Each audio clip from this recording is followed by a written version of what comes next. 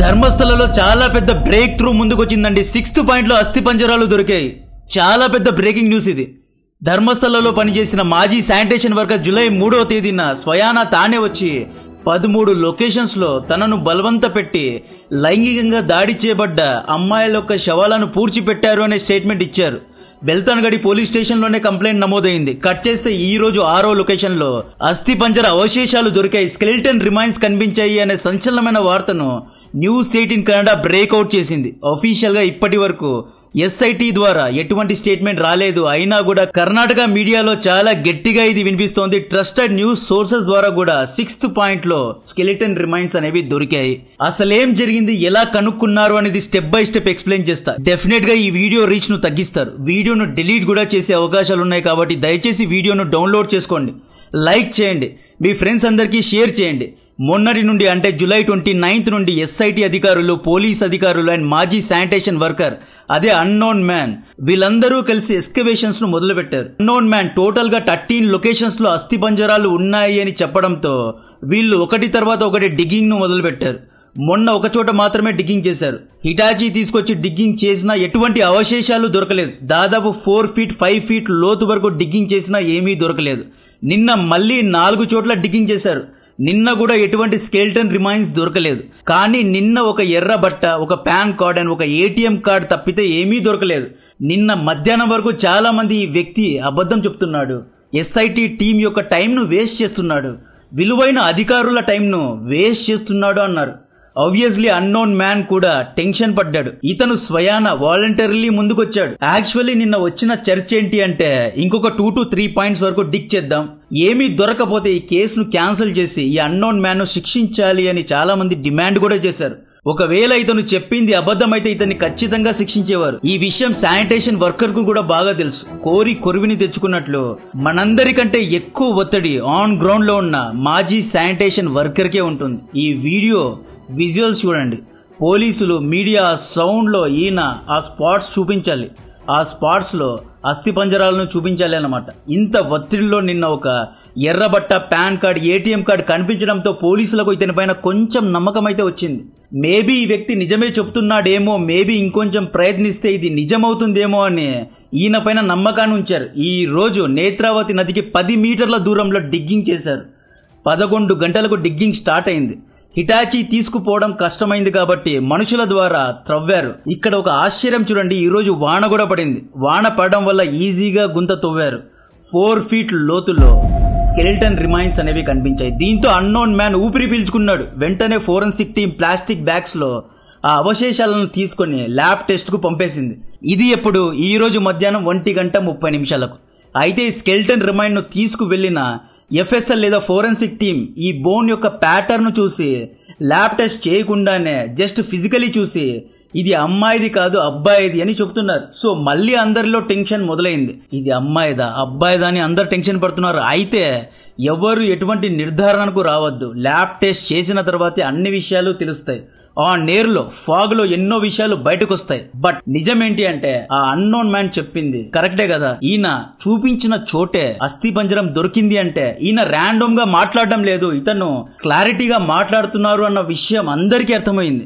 Official గా ఇంకా SIT అధికారులు దీన్ని ప్రకటించలేదు. మేబీ ఈ వీడియో రిలీజ్ అయిన తర్వాత ఆ ఇన్ఫర్మేషన్ అనేది మీ ముందుకు రావచ్చు. ఈ అస్థిపంజరాలను ల్యాబ్ కు పంపుతారు, డిఎన్ఏ టెస్ట్ చేస్తారు. ఇది అమ్మాయిదా అబ్బాయిదా అనేది, మనిషిదా జంతువుదా అనేది కన్ఫర్మ్ చేస్తారు. ఈ అస్థి పంజరంలో ఏవైనా క్లూస్ ఉన్నాయా, లైక్ బట్టలు, టీత్స్ లో ఏమైనా క్లూస్ దొరుకుతాయా అనేది చెక్ చేస్తారు. ఈ అస్థి పంజరంలో ఇంకొకరి డిఎన్ఏ దొరికితే, వీర్య కణాలు ఒకవేళ దొరికితే, సైంటిఫికలీ ఇది అంత ఈజీ కాదు, ఒకవేళ దొరికితే నిందితుల్ని పట్టుకుంటారు.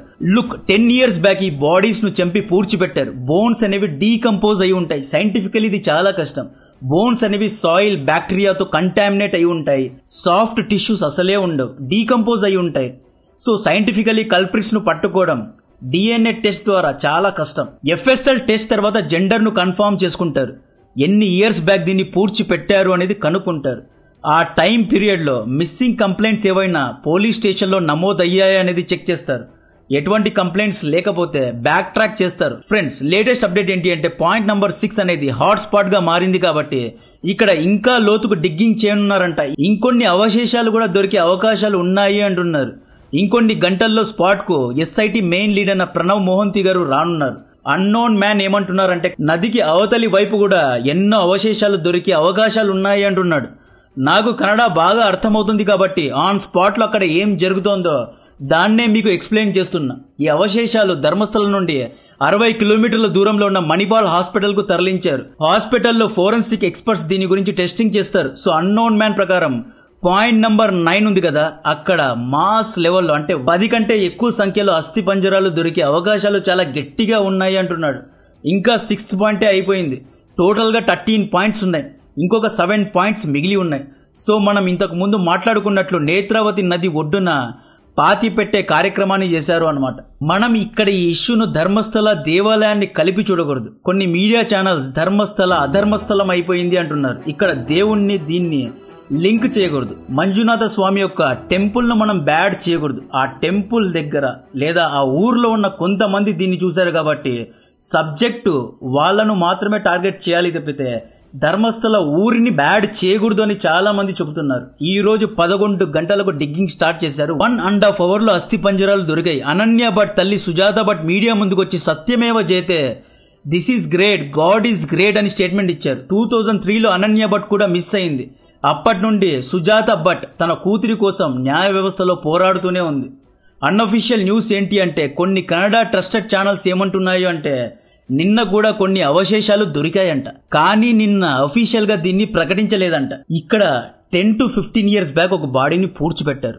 మనం ఏమనుకుంటాం, బాడీ అంటే 5 feet 2 feet అలా ఉంటుంది అనుకుంటాం. కానీ అది డీకంపోజ్ అయిన తర్వాత సాఫ్ట్ టిష్యూస్ అన్ని డీకంపోజ్ అయిన తర్వాత స్కెలిటన్స్ మాత్రమే ఉంటాయి కదా, ఆ స్కెలిటన్ కేవలం 1 feet విడ్త్లో 4 feet హైట్లో ఉంటాయి అంతే.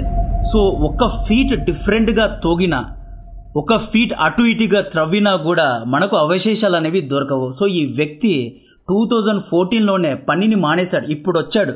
సో అక్కడ ఎన్నో చేంజెస్ జరిగి ఉంటాయి, ఎన్నో చెట్లు పెరిగి ఉంటాయి, వాన పడి ఉంటుంది, బురద పడి ఉంటుంది. ఈ విధంగా అప్పుడెప్పుడో పాతి పట్టిన లొకేషన్ ఇతను సరిగ్గా కనుక్కోలేకపోయినా 1 feet డిఫరెంట్ గా ఇతను స్పాట్ ను చూపించినా కూడా అవశేషాలు దొరకవు. 1 feet డిఫరెన్స్ లో కూడా దొరకవు. కాబట్టి ఇతను చాలా ఖచ్చితంగా చెప్పాలి, కొంచెం మిస్ అయినా కూడా చాలా పెద్ద ప్రమాదం. కాబట్టే డెఫినెట్ గా పాయింట్ నెంబర్ 6లో దొరకడం అనేది చాలా పెద్ద బ్రేక్ త్రూ అనమాట.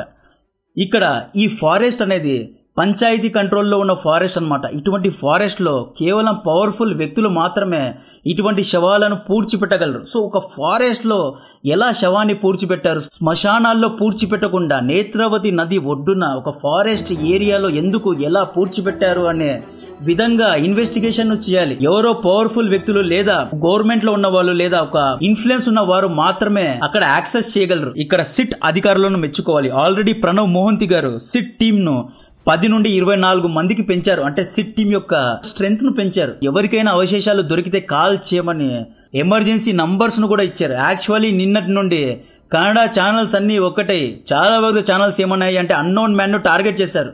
ఇతను తప్పుగా మాట్లాడుతున్నాడు, 10 ఏళ్ల నుండి ఈ వ్యక్తి ఎక్కడికి పోయాడు, ఇప్పుడు ఎందుకు సడన్ గా వచ్చాడు, ఇతని వెనక రాజకీయ కుట్ర ఏమైనా ఉందా, ఇతను అందరి టైంని వేస్ట్ చేస్తున్నాడు, ఇతన్ని అరెస్ట్ చేయండి అన్నట్లు చాలా ఒత్తిడి పెట్టారు. ఫైనలీ స్పాట్ నంబర్ 6 ఇతన్ని కాపాడింది, లేకపోతే ఇతన్ని తీవ్రంగా శిక్షించేవారండి. ఈ రోజు అస్థి పంజరాలు దొరికినంత మాత్రాన నిర్ధారణకు రావద్దు, కంక్లూజన్స్ కు రావద్దు. ఇంకా చాలా పెద్ద పని మిగిలి ఉంది.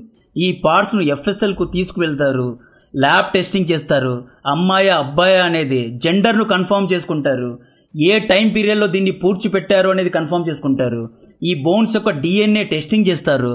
ఆ తర్వాత బ్రతికి ఉన్న వారి ఫ్యామిలీ మెంబర్ యొక్క డిఎన్ఏతో కంపేర్ చేస్తారు. ఉదాహరణకు అనన్య భట్ తల్లి సుజాత భట్ బ్రతికే ఉన్నారు, ఈవిడ డిఎన్ఏ ఈ రోజు స్పాట్ నంబర్ 6లో దొరికిన బోన్స్ యొక్క డిఎన్ఏతో మ్యాచ్ అయింది అనుకోండి, అప్పుడు అనన్య భట్టే అక్కడ ఉంది అనేది కన్ఫర్మ్ చేస్తారు.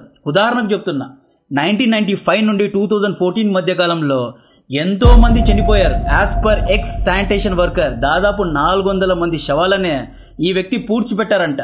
సో చాలా మంది పోలీసులకు భయపడి, ఎక్కడ తమ పరువు పోతుందేమో అని భయపడి పోలీస్ కంప్లైంట్ కూడా ఇవ్వలేదు. DNA టెస్ట్ ను మ్యాచ్ చేయడం అనేది చాలా అంటే చాలా కష్టం. ఎక్స్ శానిటేషన్ వర్కర్ చెప్పినట్లు పాయింట్ నంబర్ 7లో గనుక మాస్ నంబర్స్ లో అంటే 10 కంటే ఎక్కువ అవశేషాలు దొరికాయి అనుకోండి, అప్పుడు ఇన్వెస్టిగేషన్ చాలా ఈజీ అవుతుంది అన్నమాట. ఎన్నో క్లూస్ దొరికే అవకాశాలు చాలా గట్టిగా ఉన్నాయి అంటున్నారు.